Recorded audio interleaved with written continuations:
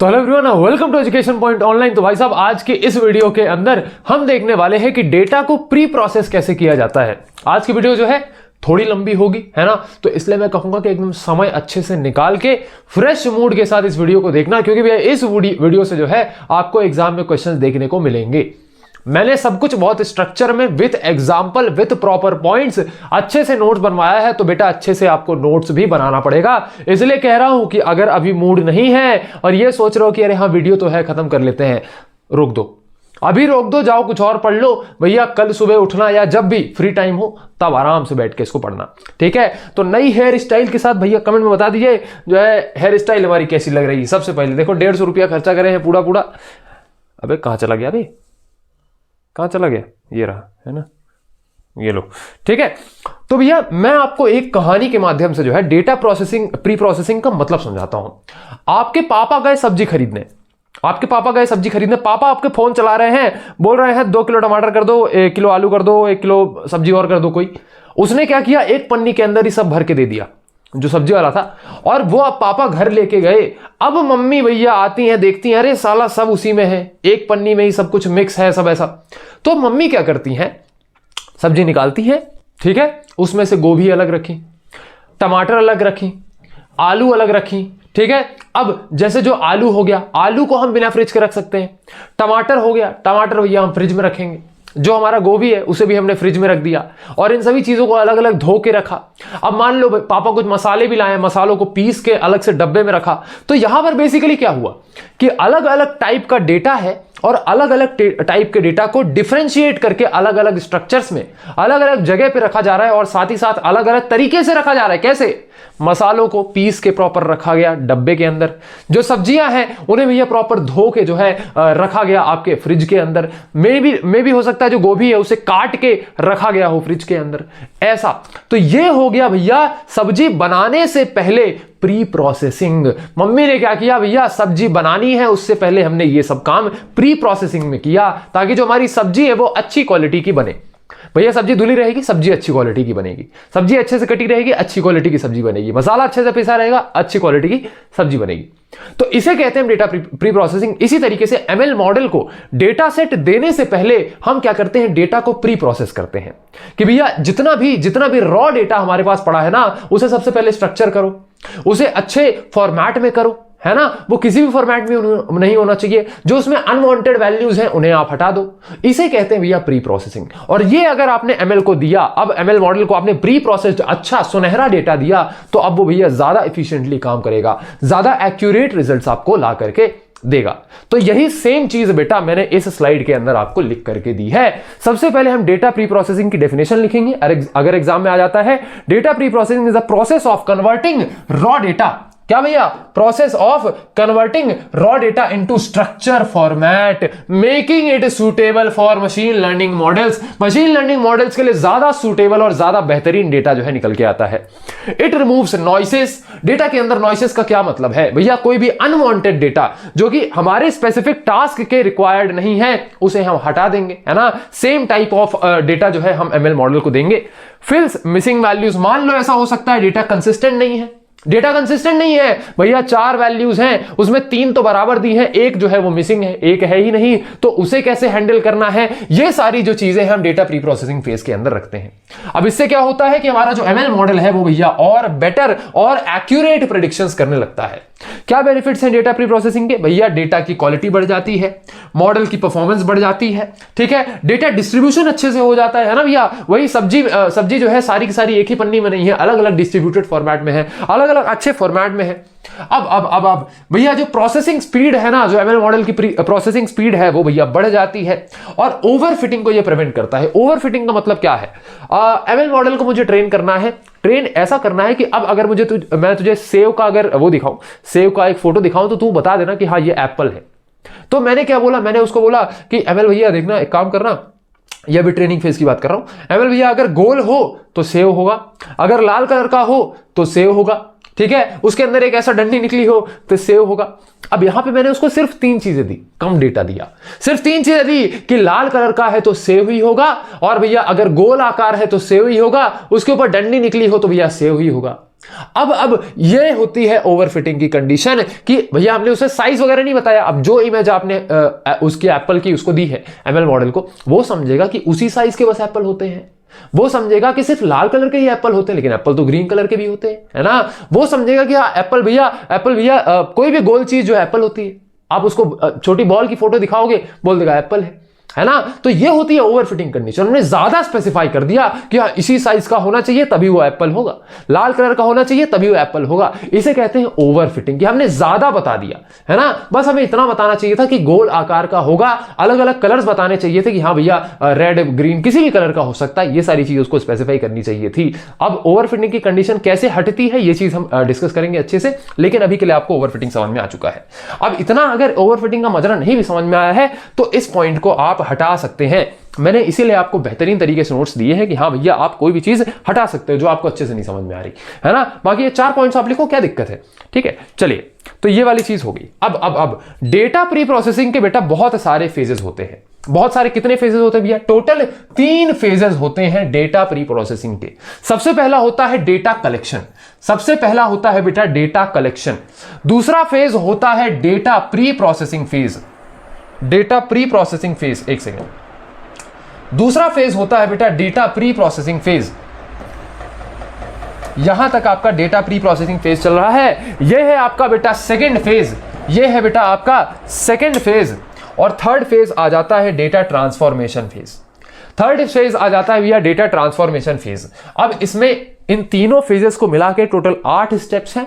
अब ये स्लाइड मैंने आपको इसलिए दी कि अगर बेटा आप एग्जाम के लास्ट टाइम पे देख रहे हो तो जो आगे मैं पढ़ाने वाला हूं उसे बस समझ लो, है ना, कि वो क्या चीजें होती हैं। बाकी आप नोट्स में सिर्फ इतना लिखो, एग्जाम में आपको इन सभी चीजों को जो है ढंग से इलैबोरेट करके आना है। कैसे इलैबोरेट करना है बस अभी वीडियो में हम आगे देखेंगे। तो 3 फेजेस बनाना और ये जितने भी स्टेप्स है ना इन्हें ढंग से आप इलैबोरेट कर देना, बस इतने में आपके नोट्स अच्छे से बन गए।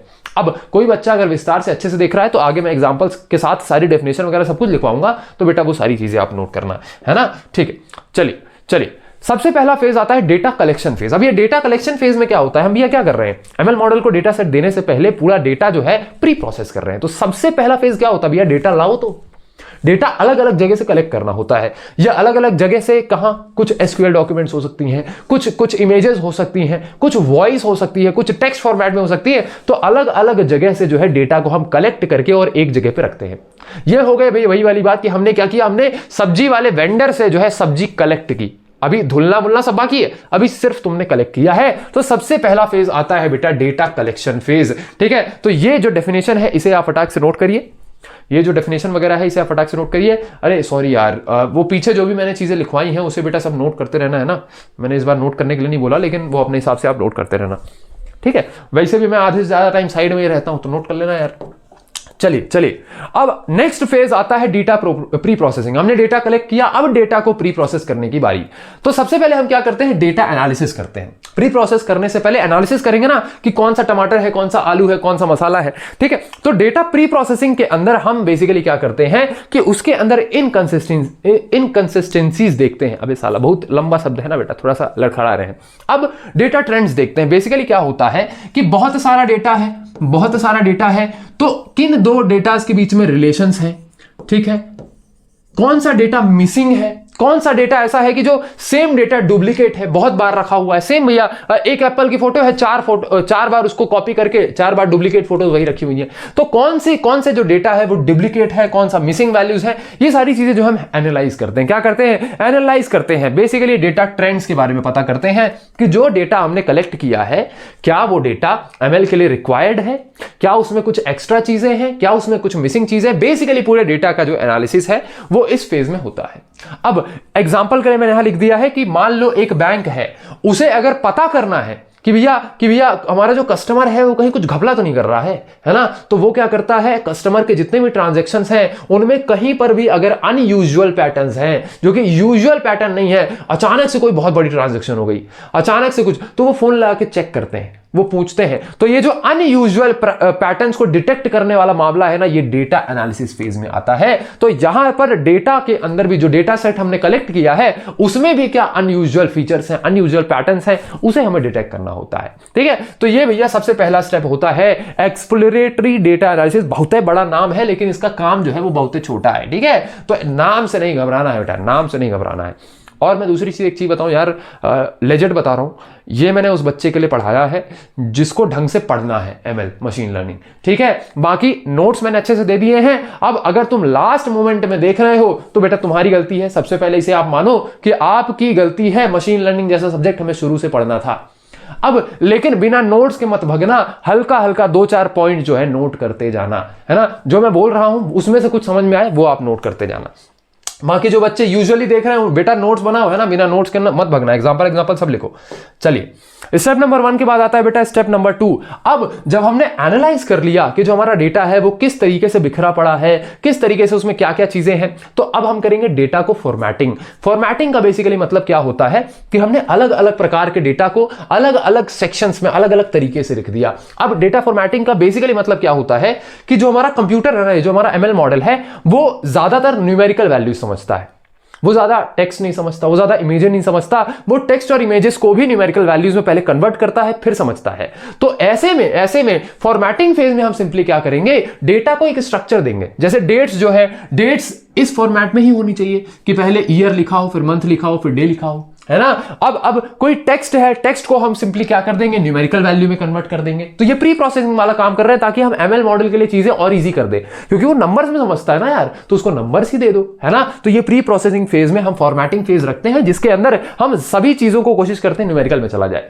अब ये जो साइंस है, ये साइन वगैरह भी वो नहीं समझता है, तो ये साइन वगैरह को भी हम रिमूव करते हैं। तो ये कुछ चीजें हो गई जो मैंने एग्जांपल में आपके लिए यहां पे लिख दी है। ठीक है, तो ये हो गया भैया फॉर्मेटिंग फेज। इसे आप नोट करिए फटाक से, इसे आप बेटा फटाक से नोट करिए।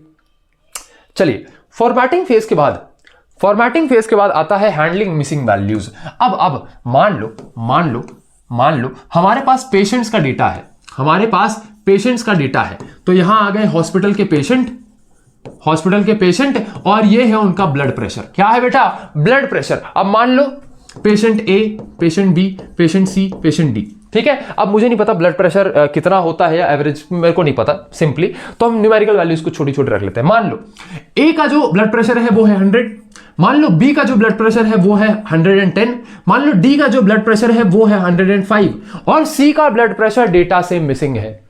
मिसिंग वैल्यू मिल गई भैया, एक भी वहां पे डेटा है ही नहीं, मतलब सी का ब्लड प्रेशर हमारे पास पता ही नहीं है। तो हम सिंपली क्या करेंगे, बाकी के जितने भी पेशेंट्स हैं ना उनका मीन निकालेंगे, एवरेज कह सकते हैं इसको आसान भाषा में, उनका मीन निकालेंगे और मीन जो भी निकलेगा, मान लो मीन निकला 104, मान लो अभी कैलकुलेट करने बैठेंगे बहुत टाइम लग जाएगा, मान लो मीन निकला 104, तो हम सिंपली क्या करेंगे, यहां 104 फिल कर देंगे। तो हमने क्या किया, मिसिंग जो डेटा है ना उसे फिल कर दिया। तो ये भी चीज जो होती है भैया हमारे डेटा प्री प्रोसेसिंग फेज में आती है। तो स्टेप नंबर 3 क्या है, हैंडलिंग मिसिंग डेटाज और मिसिंग वैल्यूज। तो यहां सेम चीज मैंने करी है, मिसिंग वैल्यूज को जो है या तो आप रिमूव कर दो, या तो मैं सी को पूरा हटा ही देता, पेशेंट का रिकॉर्ड ही हटा देता, या फिर मैं उसको मीन या मीडियन से जो है रिप्लेस कर देता, है ना। चलिए, तो ये वाली हिसाब किताब रहती है। तो यहां एग्जांपल भी मैंने वही लिखा है, जो हॉस्पिटल पेशेंट वगैरह अपन ने एग्जांपल देखा ना, वही सेम चीज है यहां पे।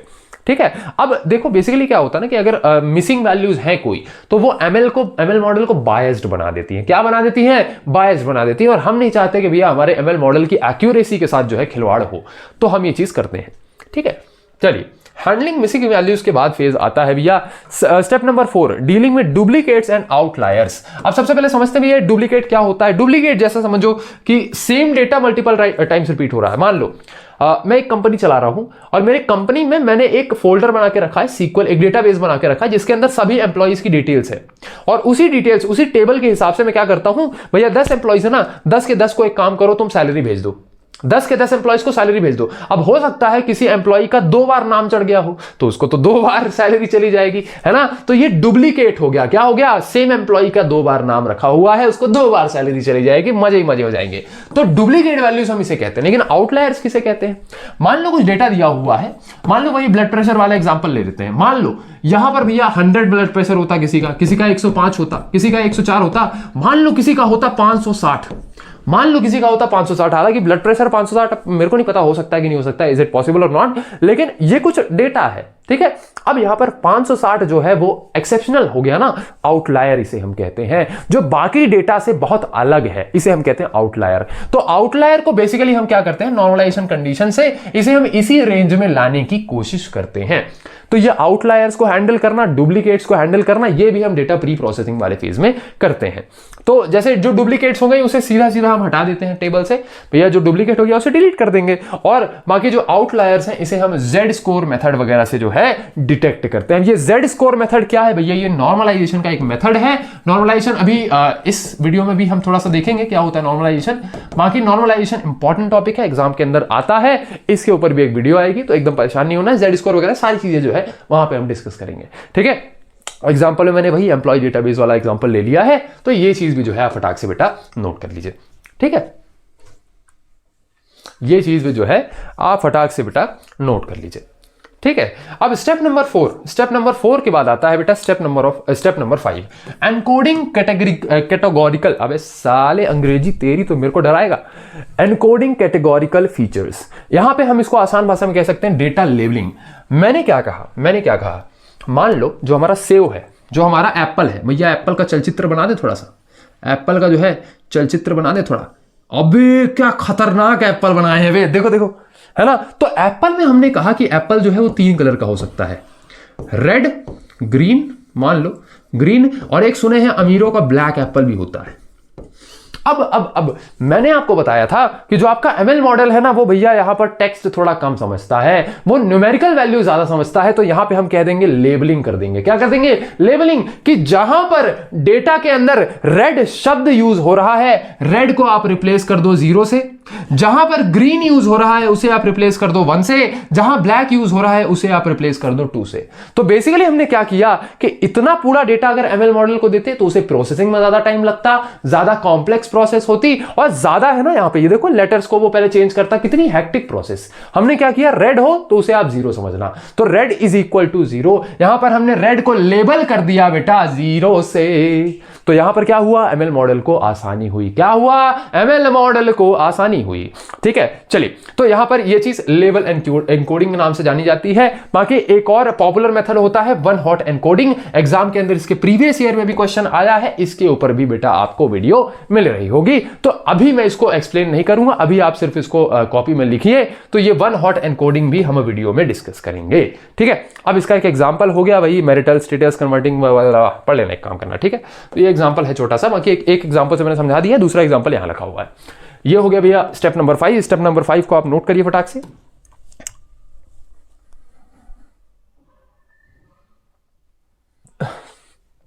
ठीक है, अब जो नेक्स्ट फेज है बेटा, वो फेज है डेटा ट्रांसफॉर्मेशन का। तो हमारा थर्ड फेज आ चुका है डेटा ट्रांसफॉर्मेशन। अब जो हमारा डेटा प्री प्रोसेस हो चुका है ना, अब हम उसे भैया प्रॉपर ट्रेनिंग फेज में जो है, ट्रेनिंग के लिए हम उसको भेज देते हैं, उसको प्रिपेयर करते हैं बेसिकली।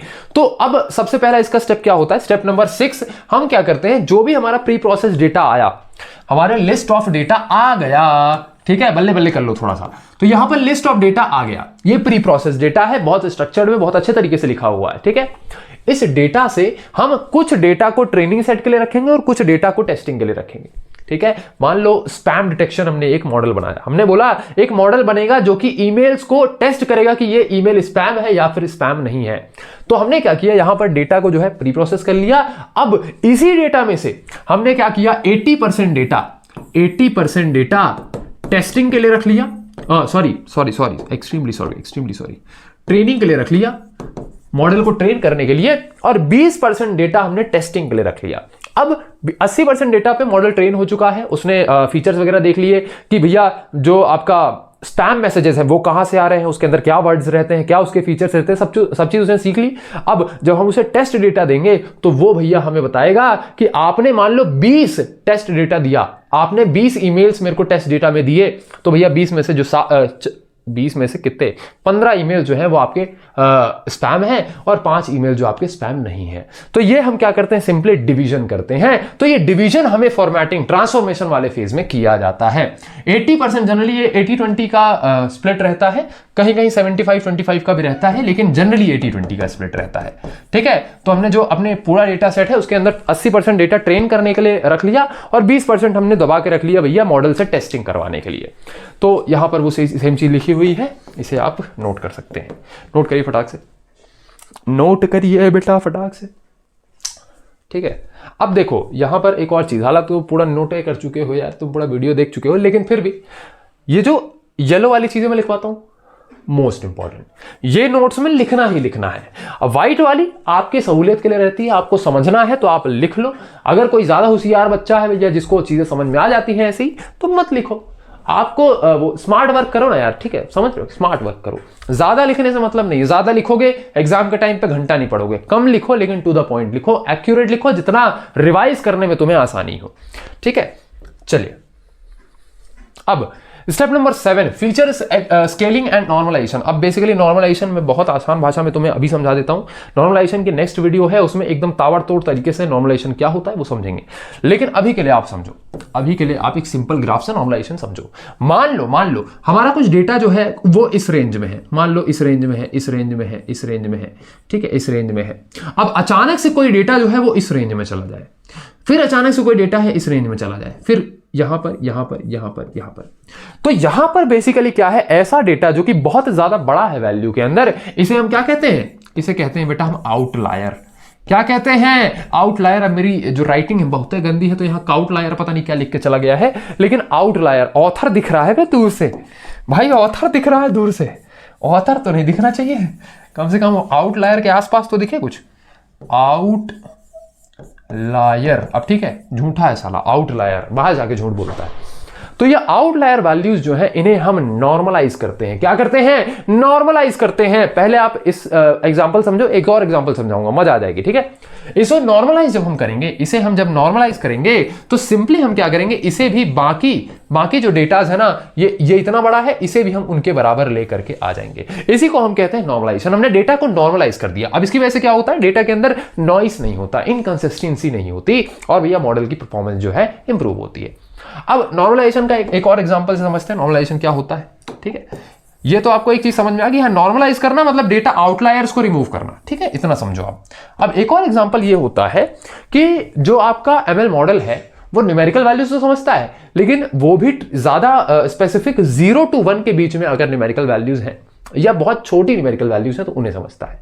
तो अगर हमारे पास बहुत बड़ी कोई वैल्यूज है, 1000 हो गया, 2500 हो गया, 3000 हो गया, किसी तरीके से अगर हम इन वैल्यूज को 0 से 1 के बीच में ला करके सीमित कर दें, ये चीज हालांकि कैसे होती है, मिन मैक्स स्केलिंग एक मेथड होता है और जेड स्कोर एक मेथड होता है, दोनों को डिस्कस करेंगे ढंग से। लेकिन अभी के लिए समझो कि अगर किसी तरीके से इस बड़े बड़े नंबर्स को हमने इन छोटे नंबर्स के बीच में सीमित कर दिया तो कहेंगे कि भैया डेटा को नॉर्मलाइज कर दिया। क्या कर दिया, नॉर्मलाइज कर दिया। और ये बहुत ज्यादा इफेक्टिव फेज होता है एमएल मॉडल की ट्रेनिंग में। तो अब आशा करता हूं आपको डेटा नॉर्मलाइजेशन समझ में आ गया। अब यहां पर भैया स्केलिंग में लिखा हुआ है, स्केलिंग का मतलब क्या है, नॉर्मलाइजेशन का उल्टा समझ लो कि भैया बड़े बड़े डेटा हैं, अचानक से साला 2 छोटे डेटा हैं उनके बीच में, तो ये भी जो छोटे डेटा हैं ये अटपटा बना रहे हैं ना, इनकंसिस्टेंट मॉडल है, तो इनको भी हम स्केल करके जो है बड़ा कर देंगे। तो इसे हम कहते हैं भैया स्केलिंग। ठीक है, तो ये नॉर्मलाइजेशन और स्केलिंग जो है बहुत इंपॉर्टेंट फीचर्स हैं। अब scaling ensure the numerical values are within the का नोट्स वगैरह लिखा हुआ है यहाँ पे, अच्छे तरीके से लिख लेना। बाकी ये 2 मेथड्स हैं, अभी नोट कर लो, है ना, एग्जाम अभी अगले वीडियो में समझ लेंगे इसको। ठीक है, चलिए ला ला ला ला ला। स्टेप नंबर 7, स्टेप नंबर 7 के बाद आता है स्टेप नंबर 8। अब स्टेप नंबर 8 के अंदर एग्जांपल समझते हैं। मान लो हमने स्पैम डिटेक्शन एक एमएल मॉडल बनाया है। स्पैम डिटेक्शन क्या, कि हम तुझे ईमेल्स देंगे या बेसिकली भाई हम तुझे ईमेल्स देंगे, डेटा सेट देंगे, जिसमें तुझे समझना है कि इस ट्रेन डेटा के बेसिस पे कौन सा ईमेल जो है स्पैम है, कौन सा ईमेल स्पैम नहीं है।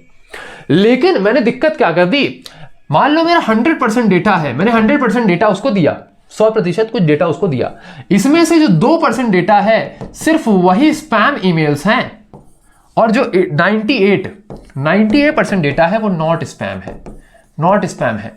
अब यहां मैंने उसके साथ गद्दारी क्या कर दी, मैंने उसे भैया स्पैम का डेटा ही बहुत कम दिया है, कैसे ट्रेन करे वो खुद को।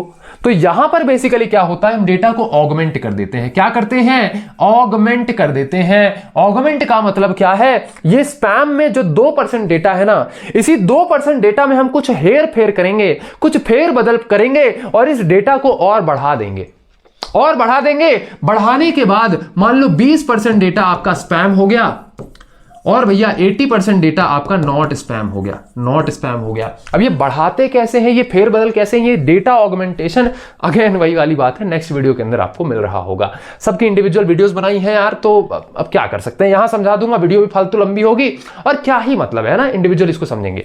अभी के लिए आपको समझ में आ गया ना डेटा ऑगमेंटेशन क्या होता है। छोटा डेटा हमने उसको बड़ा कर दिया, कैसे बड़ा किया, उसी छोटे डेटा के अंदर हमने कुछ फेर बदल करी, कुछ चेंजेस करे और वो भैया ज्यादा नंबर में उसको बढ़ा दिया हमने बेसिकली।